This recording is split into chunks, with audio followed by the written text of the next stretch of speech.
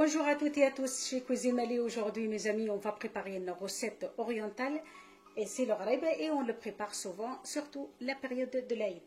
Les ingrédients pour notre recette, alors il me faut de beurre, de sucre glace, de farine et des cacahuètes et pincée de sel.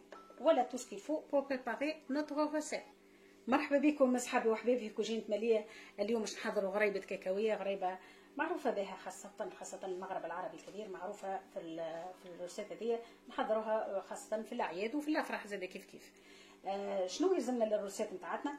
يلزمنا الزبدة وسكر محور وفارينة وكاكاوية باش ناخذوا الميزان وباش نبدو مريقلين في الروسيت هذه، خاطر الغريبه كما تعرفوا غريبه حمص، غريبه كاكاويه، غريبه فرينه، كلها شويه صعيبه شويه، ويلزم يكون الميزان ويلزم يكون واحد مثبت فيها بالكدا باش تنجح لكم الروسيت.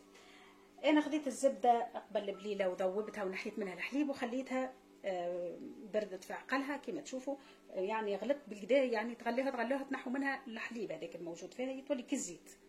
والا اذا كان عندكم سمن معناتها ولا دهان، السمن ولا دهان كيف راهو نفس الحكايه، كل بلاد كيفاش يسموه، من المستحسن. البول هذيا الصحفه هذيا باش ناخذ بها الزبده، باش نكيل بها الكاكاويه ونكيل بها السكر.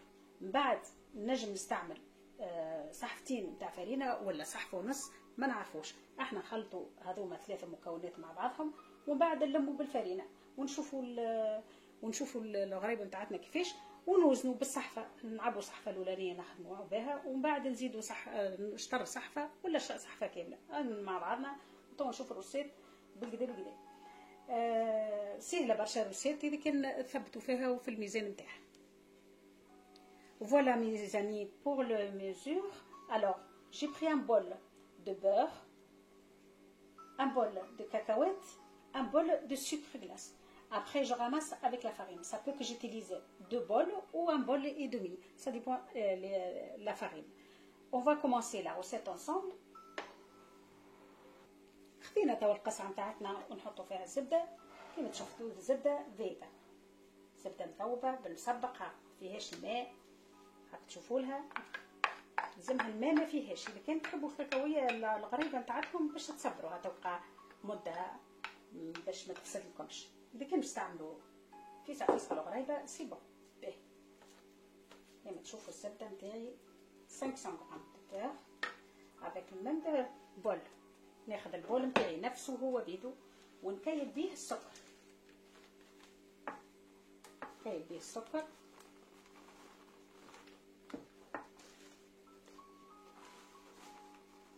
باش نبدو مريقلين. والسكر مش مشكلة، ناقصه شوية زيت شوية مش مشكلة. الليمون نحط السكر، وراهو الميزان تاخذوا صحفة، المهم الصحفة اللي حطيتوا فيها الزبدة هذيك هي تكيلوا بها، ماهيش معناها حطيت صحفة كبيرة خاطر باش نعمل برشا، يعني تعملوا الصحفة هذيك، تعملوا صحفة صغيرة إذا كان مشكم برشا في العائلة تعملوا صحفة صغيرة. وفي العيد ما تعرفوا كيما نعملوا للأصحاب والأحباب والجيران بالطبيعة باش نعملوا كمية كبيرة. باهي خلطوا الزبدة هذيا والسكر بالكدا on mélange le sucre le beurre ensemble tout d'abord bien حتى تولينا كيما البوماضة. وقت تعرفوا الزبدة وقت تتخلط تتحل وتذوب، تبدأ تلموا حتى تتلم لكم العجينة نتاع السكر والزبدة. ما ننساوش رشة الملح، تنسيت السل مش حاجة كبيرة، ديما ملح نستعمل. نفس الصحفة توا نحطوا فيها الكاكاوية ونحطوا توا الكاكاوية نتاعتنا البول تاعنا. جو مي مي كاكاويت avec le même bol et je mélange. خلط كاكاوية مرحية، تحبوا تعملوها رطبة برشا والا متوسطة كما تحبوا انتم. انا عملتها متوسطة ماهيش رطبة برشا باش نجموا الغريبة تجينا تتدرمش شوية. ونخلطوا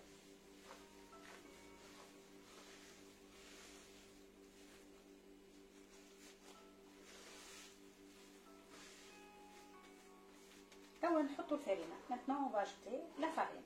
on va prendre première boîte. نبدو الصحفه الاولانيه بالفارينه وعندنا ميزان.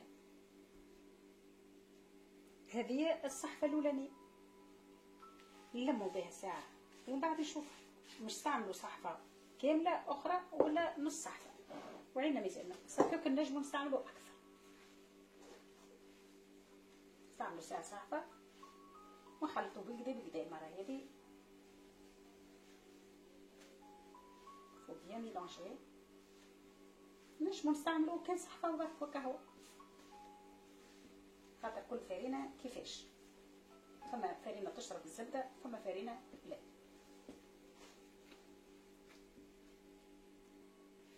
العجينه تاعي مازالت طريه، لازمهاش تكون طريه بالطريقه هذه، لازمها تكون شويه يابسه شويه، ماهيش يابسه لدرجه يابسه بين تكون معناها مش بالطريقه دي. خاطر دي كان نحطوها في الفور تولي ماء صحيح.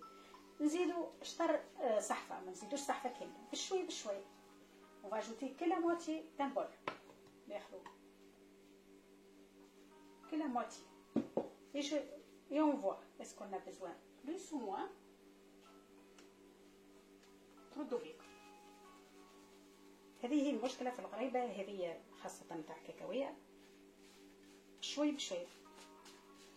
هو اون برانسيب اغلبيه الوقت نستعملوا صحفتين فارينه عليهم صحفه كاكاويه، صحفه زبده وصحفه سكر محوى.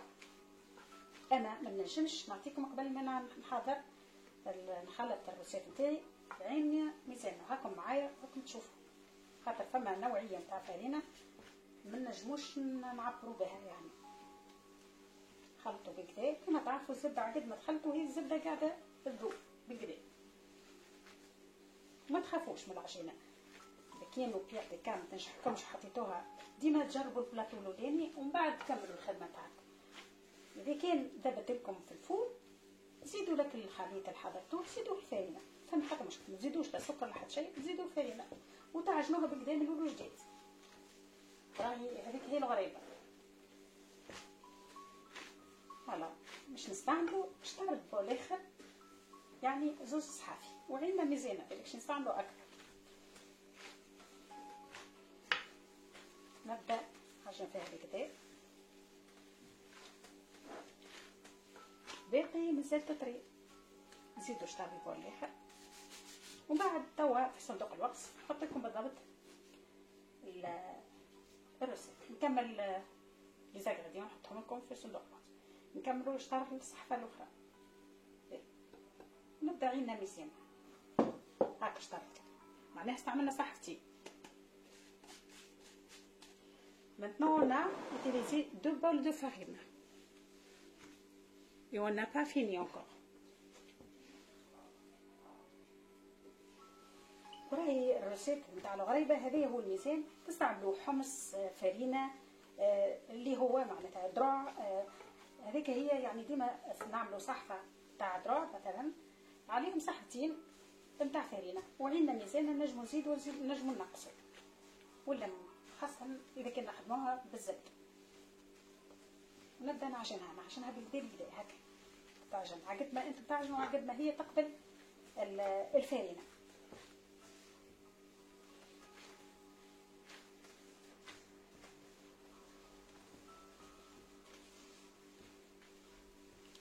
نبدا نعجن. faut bien pétrir. Ramassez la pâte et pétrir votre pâte.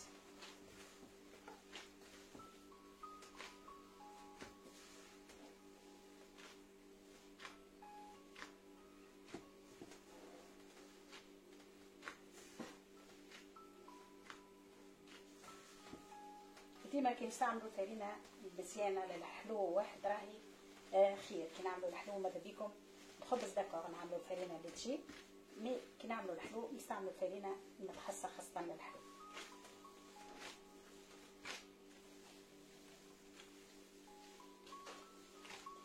فوالا maintenant j'ajoute encore. تو باش نزيدوا صحفه اخرى. العجينه نتاعي مازال طريه مازال تتلم يعني باش ما تتحليش في الفور ما تبقاش عندي سيربريز. نزيد الفارينه زادت العجينه نتاعي ماهيش كم زاد خاطر نستنى باش نعجنها ومازالت مش تتحل مرة أخرى. نزيد نشطر هكاك الصحفة ويظهر لي سي بون. نزيدو توا شطير الصحفة، معناها باش نستعملنا صحفتين ونص.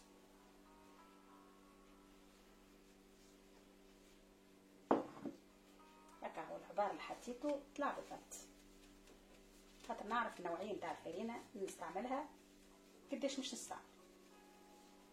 شطر الصحفة 2 بول اي دمي نستعمل.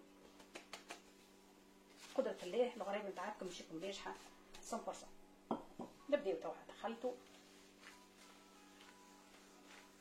بالكدا، وهذه هي اخر مرحلة خاطر صايب العجينة نحس فيها تلمت لي بالكدا بالكدا.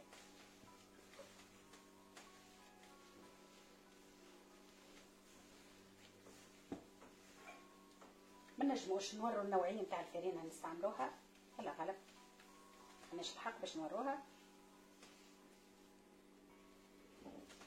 لموا الفرينة نتاعتكم بالكدا بالكدا، يعني دخلوها العجينة في بعضها بالكدا بالكدا باش كلها تجي متماسكة مع بعضها. يظهر لي توا صايي العجينة لميتها صايي. توا العجينتي امبيكابل كيما تشوفوا، ماهيش طرية في الوسط متوسطة. باش نعرفها اللي هي بالكدا ناخذ الطابع نتاعي شو بان طونطون بور سافوار اسكو سي بون او نو. اذا كان خرجت لنا يعني في الطابع منقوشه يعني كيما في الطابع معناها سافا تحلت الناش. نجربوا باش نمشو نخدمو ترونكيل هكا تجيكم مريقله امورها وتزربوا في الخدمه. اشترط تحطوه في الفريجيدير باش ما تذوبلكمش الزبده وتتعبوا، معناتها تزيد تحلل مره اخرى خاطر الزبده كيما تعرف قبل ما تبقى لبرا قبل ما تذوب. واشترط الاخر تبداو تخدموا البلاطوات نتاعكم وتشعلوا الفور، تسخنوا الفور بالكدا، ومن بعد باش تجيب على نار هاديه مده 10 دقائق في الفور، تفوتش 15 دقيقه الحقيقه كيما تشوفوا. فوالا ميز امي avec le tampon c'est bon. Maintenant je sais que ma pâte elle est parfaite.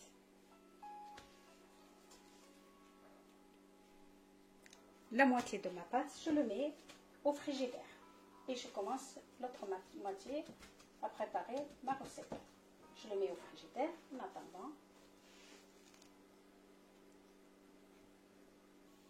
توا مش ناخذ العجينه حضرتها ومش نبدا نحل توا الغريبه نتاعي.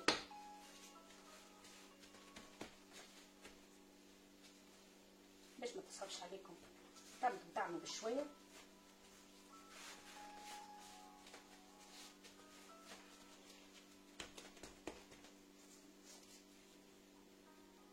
وناخذ قلقال بشويه بشويه ولا بيدي اذا كان متوفر قلقال عندكم، كان ما فماش بيديكم تبدو تخدموا بشويه بشويه.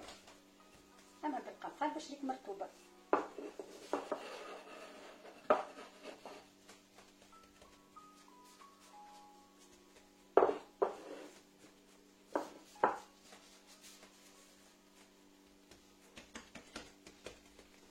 Si vous voulez mettre des graines de sésame pour décorer votre recette, votre gâteau, ou vous les laissez comme elle est. انا مش نحط عليه شويه توا جاجين، لكن تحبوا تحطوا شويه جاجين تحطوا تزينوها وكهو. راهي حكايه زينه وكهو ماهيش حاجه ضروريه في الرسيت.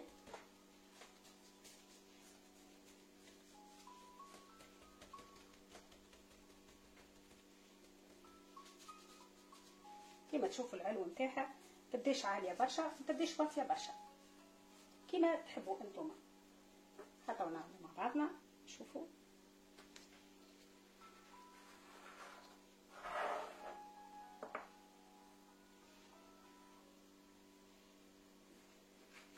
في الوسط، يعني هي كبيره ولا صغيره حتى نكمل.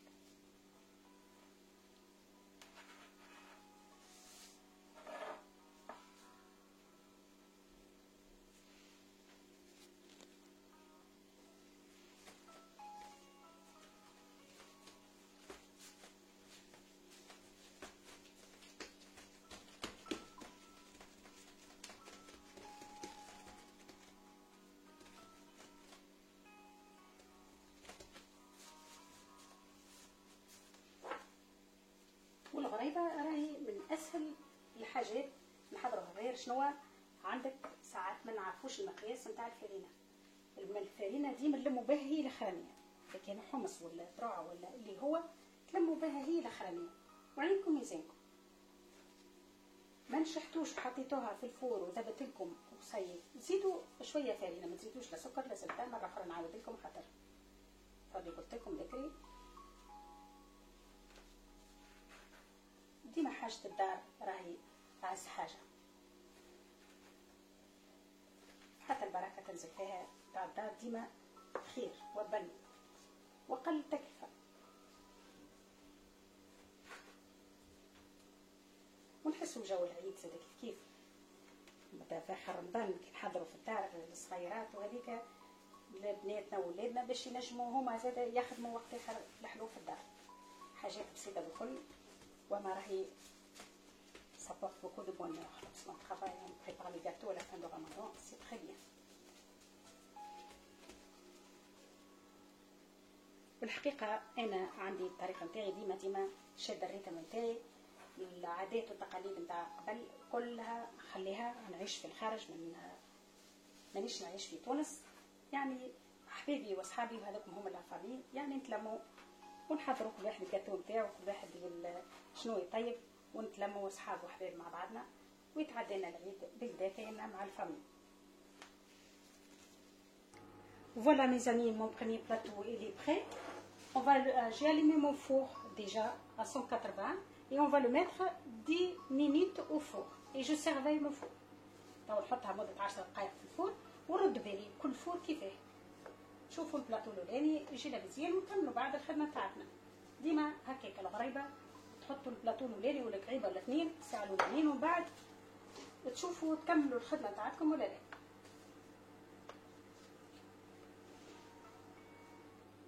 الغريبة نتاعتنا حضرت ولا ميزانية نتغداتو لي بخير.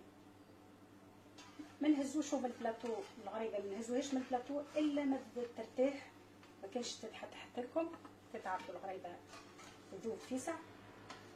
خلوها تبرد.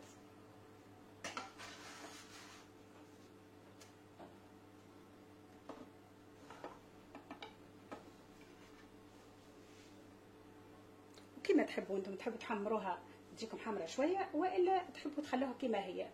تحبوا في العلو زاد كيف تعملوا النص نتاعها وتبدا جويده كيف كيما تحبوا انتوما وتشتهوا. انا نخير باش نحضرها بالطريقه هذه كيما تشوفوا طايبه امبيكابل.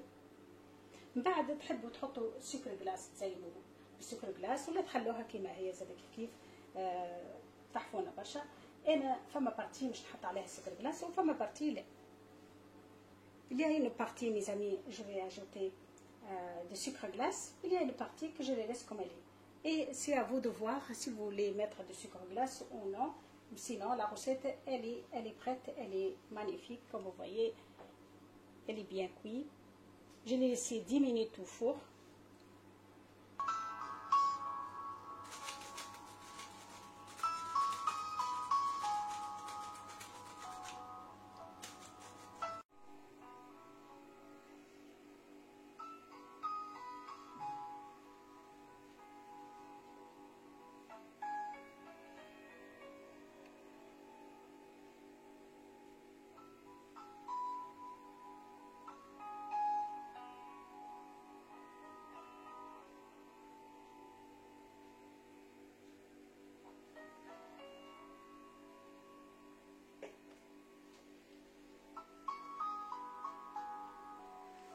Voilà mes amis, comme vous voyez notre recette elle est prête, c'est une recette magnifique pour le thé, pour le café l'après-midi, et pour la fête de fin de Ramadan, aussi entourée avec la famille et les amis, pourquoi pas. C'est une recette très facile à préparer, comme vous avez vu, ça prend pas beaucoup de temps.